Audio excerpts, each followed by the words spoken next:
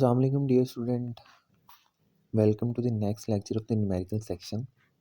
आज हमने 6.8 न्यूमेरिकल करना है। लास्ट टाइम हमने 6.7 तक पिछले लेक्चर में कर लिए थे। अब हमने 6.8 लेक्चर फिज़िक्स का 9th क्लास का करना है जी। तो चलिए स्टार्ट करते हैं इसको। हमारे पास क्या क्या है, ये एक फिगर दी गई है जी। इसके हिसाब से अगर देखा जाए तो हमारे पास एक 50 kg मैन, ये बंदे का जो वेट है वो कितना है, 50 kg है जी। ये 50 kg मैन मूव 25 स्टेप। ये जो स्टेप्स हैं ये टोटल 25 हैं, ठीक है। यहाँ पे इसने कम शो किया लेकिन टोटल कितने 25। तो 50 kg बंदे का मैस है जी, और वो 25 स्टेप जो है चढ़ता है कितने सेकंड में, 20 सेकंड में। और हर एक स्टेप की जो हाइट है वो 16 सेंटीमीटर है।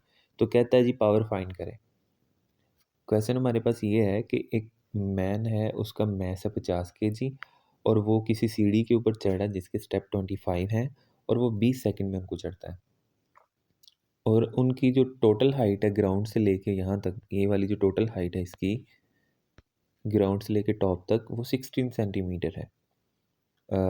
हर एक स्टेप में, हर एक स्टेप की जो टोटल हाइट है वो 16 सेंटीमीटर है। और ग्राउंड से लेके यहाँ तक जो है, इसको फाइंड करने के लिए हमें 16 मल्टीप्लाइड बाई 25 करना पड़ेगा। यानी कि इतने वाले स्टेप की हाइट जो है वो हमारे पास कितनी है, वो है हमारे पास 16 सेंटीमीटर। तो 16 centimetre plus 16 centimetre plus 16 centimetre up to 25 time इनको प्लस करेंगे तो हमारे पास अप्रोक्सीमेटली 4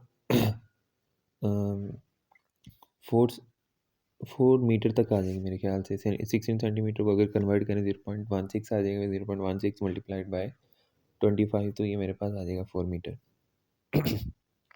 यहाँ पर 400 सेंटीमीटर आ जाएगा। तो चलते हैं जी नेक्स्ट।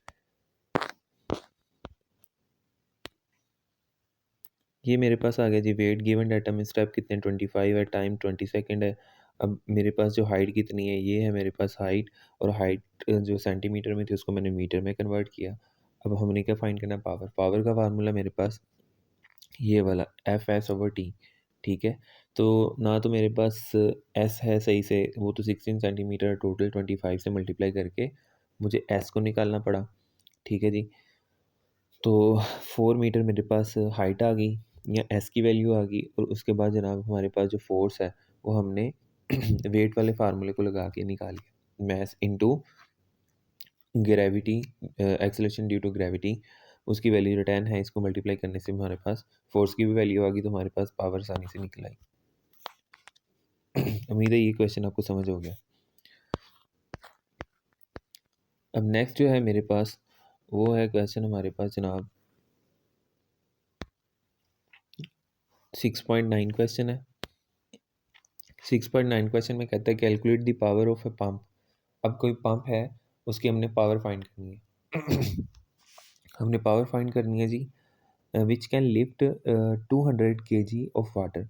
एक पंप है जो कि 200 किलोग्राम पानी है, उसको वो लिफ्ट कर सकता है, यानी कि किसी हाइट पे ले जा सकता है। और वो हाइट कितनी है, 6 मीटर की है। और वो 10 सेकंड में उसको क्या करता है जी, 10 सेकंड में उसको ऊपर की तरफ लेके जाता है। तो हमने इसकी पावर फाइंड करनी है। पंप है कोई, पंप 200 किलोग्राम पानी जो है ऊपर लेके जाता है, जो हाइट किसी के ऊपर लेके जाता है जो कि 6 मीटर की है, और 10 सेकंड में लेके जाता है। तो हमने सिंपली इसकी पावर फाइंड करनी। तो बहुत आसान क्वेश्चन है जी। यहाँ पे हमारे पास इसका मैथ दिया गया है, हाइट दी गई है, टाइम दिया गया, हमने पावर फाइंड कर लेनी, आसानी से वैल्यू पुट करनी है तो आंसर आ जाएगा। तो सबसे पहले हमने ये देखना है कि हमारे पास जो फार्मूले में जो फोर्स है वो नहीं है। तो फार्मूले जो फोर्स है उसको फाइंड करने के लिए, इस फोर्स को फाइंड करने के लिए, ये जो फोर्स है इसको फाइंड करने के लिए हमें वही फिर ग्रेविटी वाला वेट वाला फार्मूला इस्तेमाल करना पड़ेगा, जिसमें मैथ की वैल्यू हमारे पास गिवन है। तो एक्सेलरेशन ड्यू टू ग्रेविटी के साथ जो कि 10 मीटर पर सेकंड स्क्वायर होती है, उसके साथ मल्टीप्लाई करके हमारे पास फोर्स निकल आएगा। तो डायरेक्ट वैल्यू पुट करेंगे तो हमारे पास 1200 वाट इसका आंसर आ जाएगा, ठीक है जी। नेक्स्ट क्वेश्चन पढ़ते हैं जी, लास्ट क्वेश्चन है इसका एक्सरसाइज का। तो इसमें लिखा है जी, एक इलेक्ट्रिक मोटर है और वो 1 हॉर्स पावर उसकी 1 HP की, यानी कि उसकी जो पावर है वो 1 हॉर्स पावर है। तो हमें पता है जी 1 हॉर्स पावर 746 वाट के बराबर होती है। Use to run a water pump, ठीक है। The water pump take 10 minute, water pump takes 10 minutes to fill the overhead tank, यानी कि 10 मिनट में पानी जो वो जो वाटर पम्प है वो पूरी टंकी को भर देता है, ठीक है जी।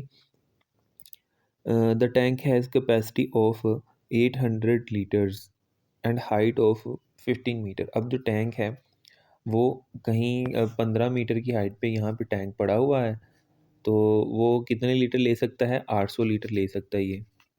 और हाइट यहाँ से कितनी है इसकी, जहाँ पे पंप लगा है उसकी हाइट 15 मीटर है जी। हाइट उसकी कितनी है जी? 15 मीटर। अब नेक्स्ट क्या है हमारे पास? Find the actual work done. हमने वर्क डन फाइंड करना है। यहाँ पे जो पंप लगा है, जो मोटर लगी हुई है, जो पानी को इस तरफ ऊपर की तरफ हाइट की तरफ लेके जा रही है, उसने कितना वर्क डन किया कि पानी जो है यहाँ से 15 मीटर की हाइट तक पहुँच गया।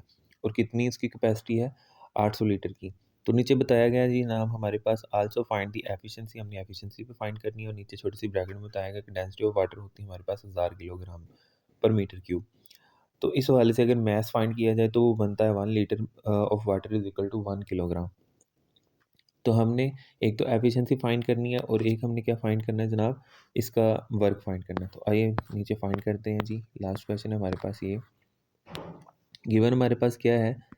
पावर है 1 एचपी की फॉर्म में है, जो कि 746 के वाट के बराबर है जी। उसके बाद हमारे पास टाइम है 10 मिनट लिखा था तो उसको सेकंड में कन्वर्ट किया, 600 सेकंड आ गए। उसके बाद हमारे पास कैपेसिटी है। कैपेसिटी किसकी? उस टंकी की, जितना उसमें मतलब पानी आ सकता है। तो 800 लीटर थी उसकी कैपेसिटी, तो 800 किलोग्राम इसकी कैपेसिटी आ गई। हाइट जो है मैंने बताया 15 सेंटीमीटर। हमने वर्क डन फाइंड करना है और एफिशिएंसी फाइंड करनी है।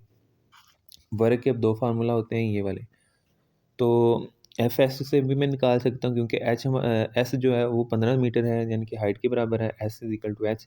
तो एफ जो है वो मुझे फिर मैस को लेके, जो कि 800 केजी है, और साथ में ग्रेविटी को मल्टीप्लाई करके फिर मुझे निकालना पड़ता। तो फिर भी मेरा आंसर इतना ही आता जितना मैंने दूसरे फार्मूला से निकाला, जो कि W is equal to P T है। यहाँ पे पी पावर है और टी जो है मेरे पास टाइम है। तो ये तो ऑलरेडी गिवन है। तो ये गिवन था, इसमें कोई फाइंड करने की ज़रूरत नहीं थी, तो मैंने इससे फिर आगे फार्मूला यूज़ करके आंसर निकाल लिया। तो मेरे पास जो है 447600 जूल जो है मेरे पास इसका आंसर आ गया। अब हमने एफिशिएंसी फाइंड करनी। तो एफिशिएंसी जो होती है वो होती है इसकी डेफिनेशन कि जितना हमने इनपुट एनर्जी दी है उसके बदले में हमें आउटपुट एनर्जी कितनी मिल रही है। यानी कि अगर हमने 100 इनपुट दिया है तो उसमें से आउटपुट अगर हमें 50 मिल रहा है, तो इसका मतलब उसकी एफिशिएंसी 50% है। तो एफिशिएंसी निकालते हैं जी। ये जो वर्क डन है, ये वर्क डन मोटर का है, ठीक है। और ये नीचे से किया है मोटर ने, जहाँ से उसने एक पर्टिकुलर हाइट पे ले जाके अपना वाटर को पहुँचाना है, ठीक है। तो वो जो नीचे वाला जो वर्क डन है मोटर का, ये हमारे पास इनपुट भी हो सकता है। इसको हम इनपुट के तौर पे ले लेते हैं, ठीक है जी, क्योंकि ये नीचे से मोटर काम कर रही है इतना।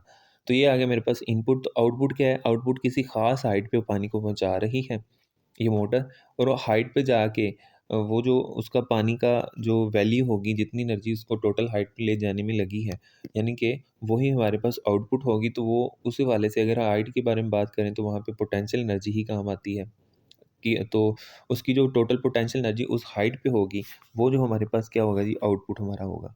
तो आउटपुट हमने निकाल लिया पोटेंशियल एनर्जी का फार्मूला लगा के। ये मास की वैल्यू 800, ग्रेविटी की वैल्यू जो है एक्सेलरेशन ड्यू टू ग्रेविटी की वैल्यू जो है 10, और साथ में जो हाइट है 15।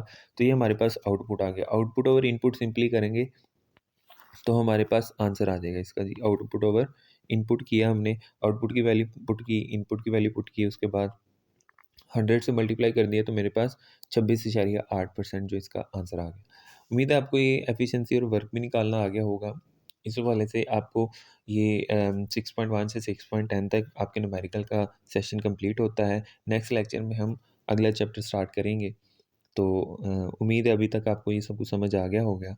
मिलते हैं जी नेक्स्ट लेक्चर के साथ। अल्लाह हाफ़िज़।